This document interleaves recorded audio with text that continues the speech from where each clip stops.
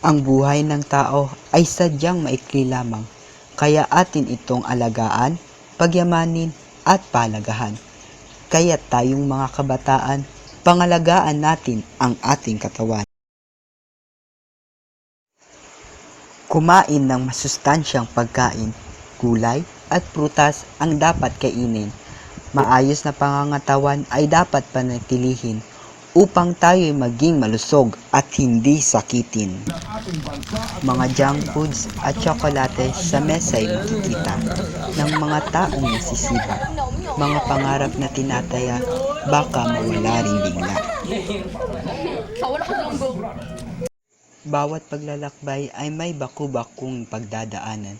Lahat ng ito ay kayang solusyonan ng taong may magandang kalusugan at may sapat na katalinuhan. Lahat ng tao ay nangangarap ng magandang katawan na kung saan modelo ang matutunghayan.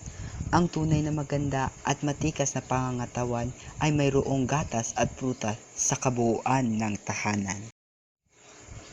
Gusto mang magkaroon ng mahabang buhay, kung alak at sigarilyo man ang kaagapay, lahat ng pagnanais ay maaapakan ng lumbay, na kung saan buhay mo ay mawawalay. Tayong mga kabataan ang pag-asa ng bayan. Batang sakitin, alagaan ang katawan, upang ang sigalot ng buhay ay ating mapagtagumpayan.